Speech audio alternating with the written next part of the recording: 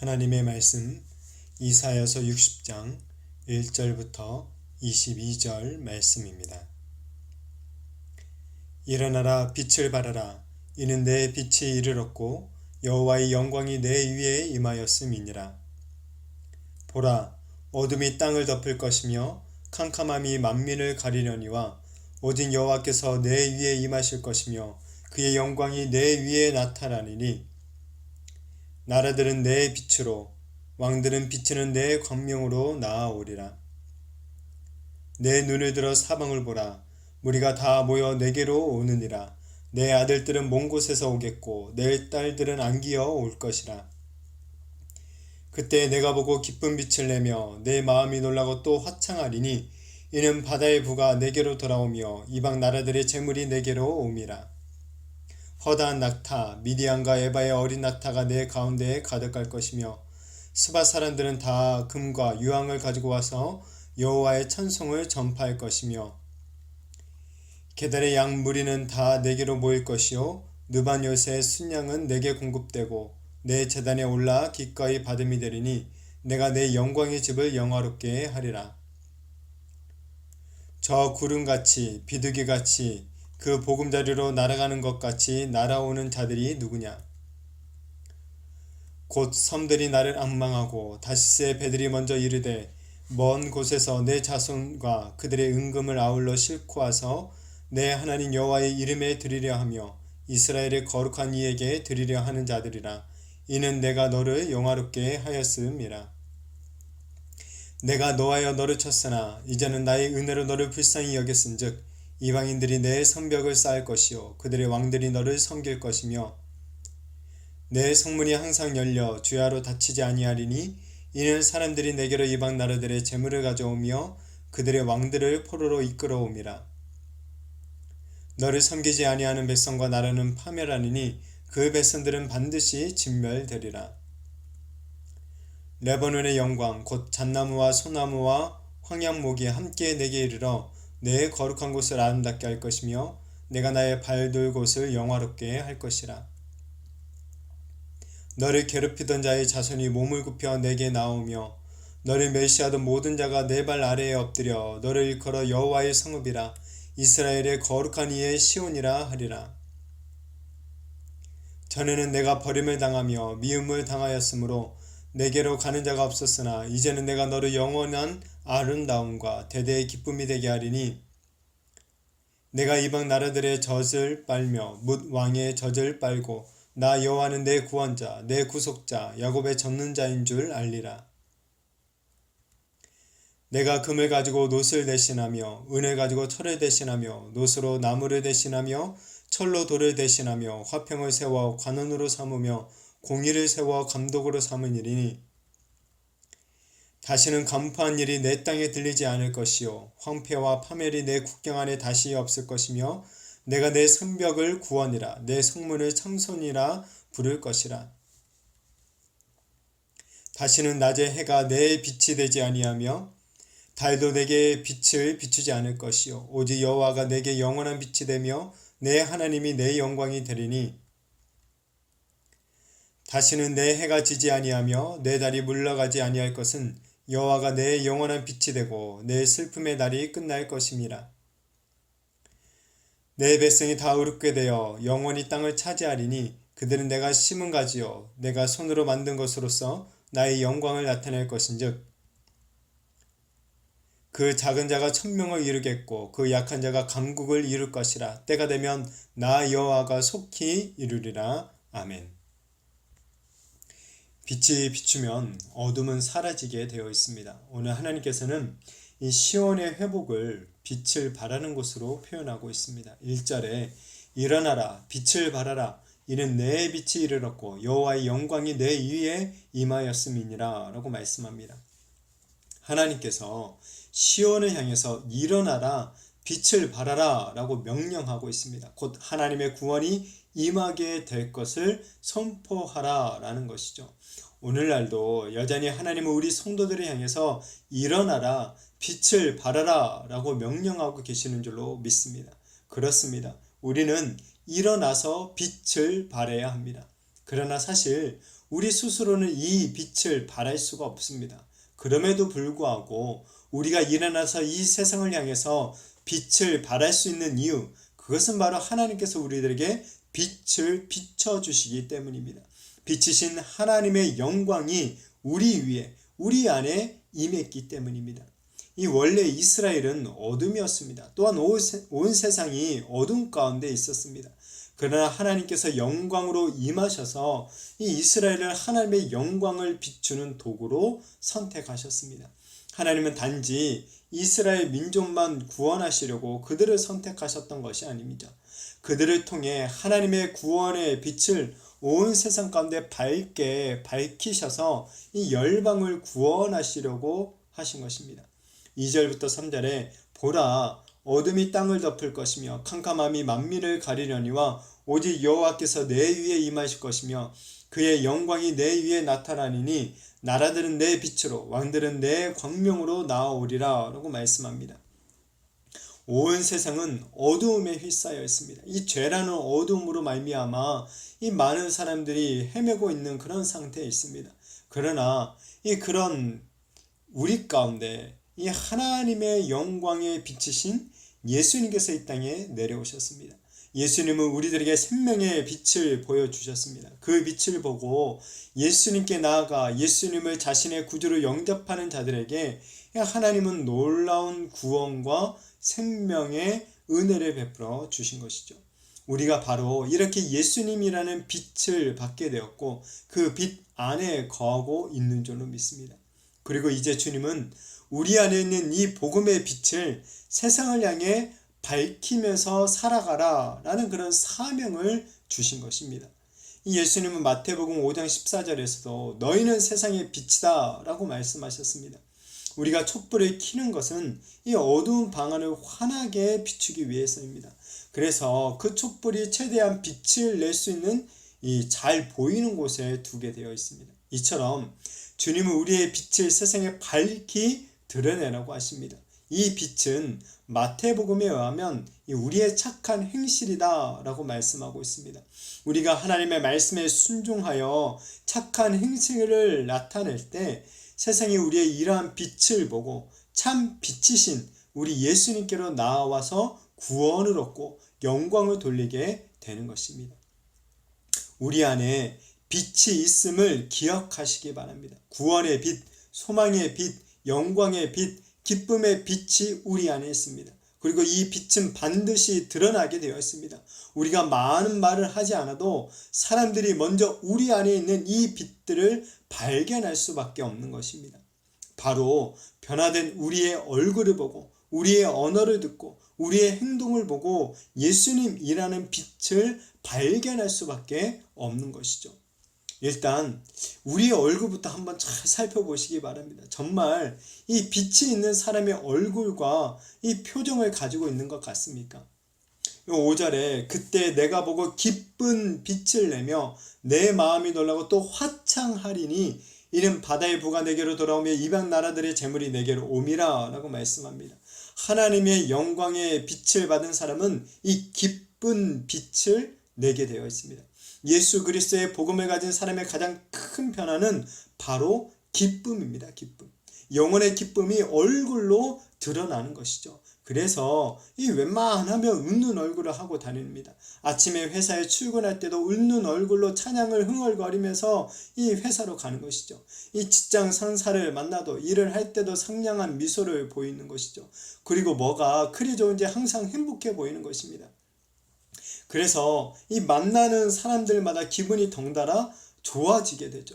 우울했던 마음을 가진 사람들이 이런 기쁨을 가진 사람들을 통해서 마음의 위로를 받고 기분이 화창하게 되는 것입니다. 그러니 이 사람들이 저절로 찾는 사람이 되는 것이 옆에 두고 싶은 사람이 되는 것입니다. 매일 만나고 싶은 사람이 되는 것이죠. 사랑하는 우리 성도님들은 어떻습니까?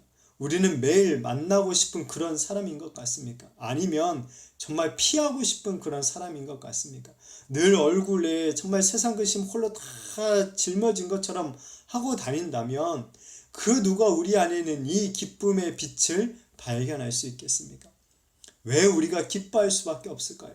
당연히 우리들도 여러 가지 인생의 어떤 고민들과 근심들이 있지만 그 모든 인생의 무거운 짐들을 이 구원자 되신 예수님께 맡겼기에, 정말 예수님이 지신 그 십자가 앞에 맡겼기에 우리가 모든 것으로부터 우리가 자유하게 되었기 때문에, 영원한 소망이 우리들에게 주어졌기 때문에, 하나님께서 우리를 영화롭게 해주셨기 때문에 우리가 기뻐하는 것 아니겠습니까? 원하기는 정말 일어나 우리 안에 있는 이 예수님이라는 빛을 밝게 드러내는 우리 모두가 되어지기를 축복합니다.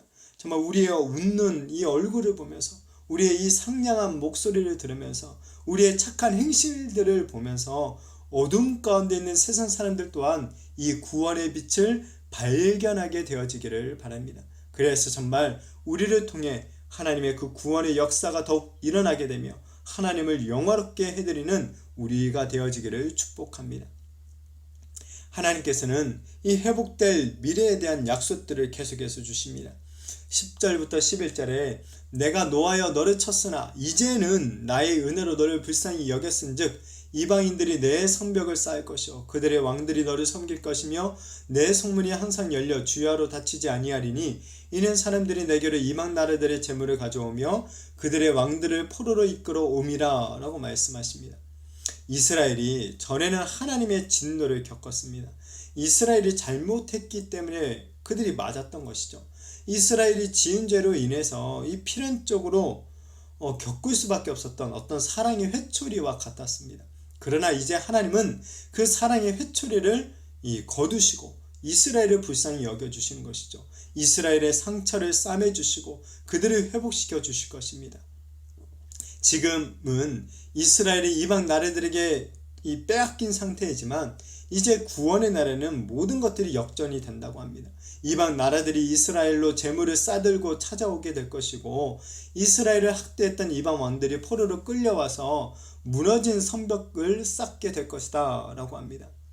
이 실제로 이스라엘이 포로 귀환을 해서 무너진 성벽과 이 성전을 건축할 때 이방 왕인 이 고레스 왕으로부터 원조를 받게 되고 그 일들을 감당하게 되는 것들을 우리는 확인해 볼 수가 있습니다. 여하튼 중요한 것은 이렇게 하나님께서 이루실 구원과 회복의 약속을 믿는 것입니다. 약속을 믿고 미래를 바라보며 나아가는 것이죠. 이렇게 미래를 가진 사람, 소망을 가진 사람은 현재의 고난을 이겨낼 수 있게 되는 것이죠. 우리도 이 현재의 코로나로 인해서 이 어려움들을 이겨낼 수 있는 것, 바로 미래에 대한 소망을 품는 것에 있습니다. 하나님께서 이루실 새로운 소망과 희망을 품고 기도하면서 이 현재의 어려움들을 넉넉히 견뎌내는 것, 이겨내는 것이죠. 하나님은 모든 상황을 역전시킬 수 있는 능력의 하나님이십니다. 이방 나라들에게 괴롭힘을 당하는 이스라엘을 이 모든 나라들보다 높이시고 영원하게 하실 수 있는 능력의 하나님이심을 믿어야 하는 것이죠. 그리고 결국 이스라엘의 이런 회복을 통해 하나님이 드러나시게 될 것입니다. 하나님이 구원자가 되시며 하나님만이 전능하신 분이심이 온전히 드러나게 될 것입니다. 15절부터 16절에 전에는 내가 버림을 당하며 미움을 당하였으므로 내게로 가는 자가 없었으나 이제는 내가 너를 영원한 아름다움과 대대의 기쁨이 되게 하리니 내가 이방 나라들의 젖을 빨며 뭇 왕의 이 젖을 빨고 나 여호와는 내 구원자 내 구속자 야곱의 젖는 자인 줄 알리라 라고 말씀합니다. 하나님의 구원과 회복으로 말미암아 우리가 무엇보다 하나님을 알게 된다고 합니다.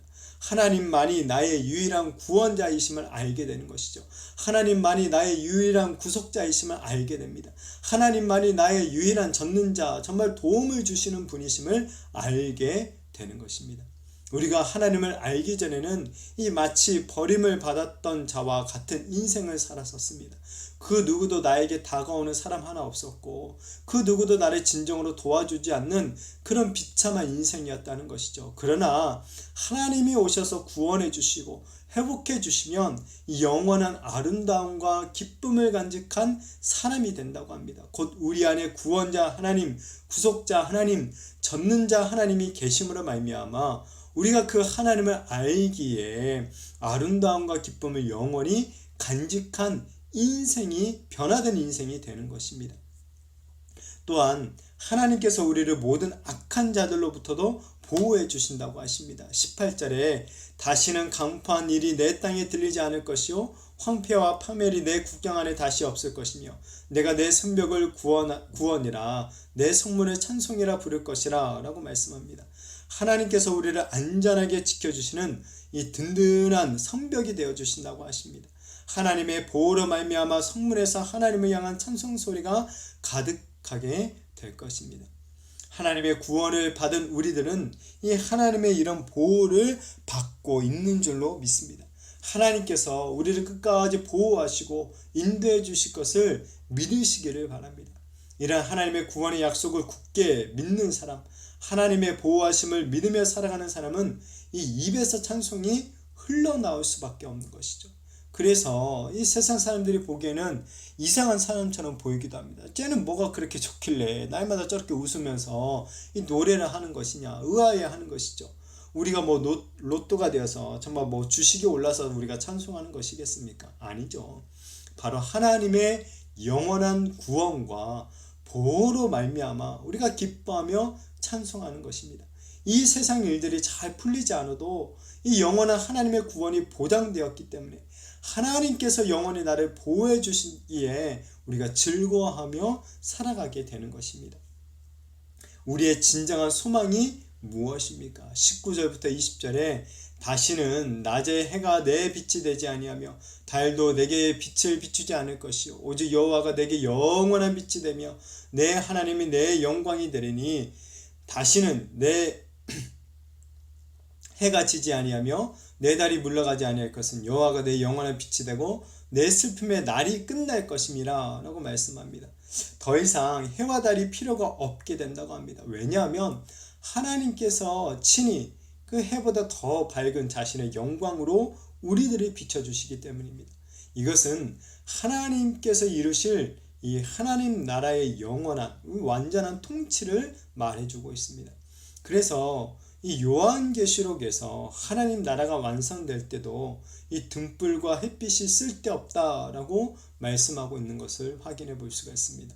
왜냐하면 하나님께서 영광의 빛을 비춰주시기 때문입니다. 또한 그날에 우리가 하나님과 함께 영원토록 왕노릇을 하게 된다고 합니다. 하나님 나라에서는 다시 눈물을 흘릴 일이 없다고도 합니다. 사망이나 애통하는 것이나 아픈 것이 다시는 있지 않는다라고 말씀합니다. 모든 슬픔이 끝났다라고 말씀하십니다. 그렇게 그 나라에는 영원한 기쁨과 즐거움만 가득하게 되는 것이죠. 하나님께서 준비하신 새 하늘과 새 땅에서 그 새 예루살렘에서 우리가 이렇게 영원토록 기쁨 가운데 살아가게 된다는 것이죠. 이것이 바로 우리의 정말 소망이지 않습니까? 비록 하나님의 나라는 예수님 한 분으로부터 시작했지만 정말 급속하게 확장되어서 강대한 나라가 되고 있습니다. 이 복음 또한 예루살렘으로부터 시작해서 사마리아를 넘어서서 유럽과 미주, 아시아와 아프리카 이 정말 온 세상으로 확장되었음을 우리는 확인할 수가 있습니다. 지금도 이 하나님의 나라는 복음과 함께 확장되고 있는 줄로 믿습니다. 우리 주님께서 다시 오실 그날까지 이 복음은 계속해서 확장될 것입니다. 그리고 하나님께서는 우리 성도들에게 약속하신 새 하늘과 새 땅을 반드시 이루어 가실 것입니다. 그 영광의 날이 임할 때까지 정말 일어나 빛을 발하는 우리들이 되어지기를 축복합니다. 우리를 통해 하나님의 나라가 더 확장되어지며 하나님의 영광의 빛이 이 어두운 이 세상 가운데 온전히 드러나게 되어지기를 위해서 더욱 깨어 기도하며 정말 하나님의 뜻대로 순종하며 살아가는 저와 우리 모든 성도님들이 되시기를 예수님의 이름으로 축복합니다.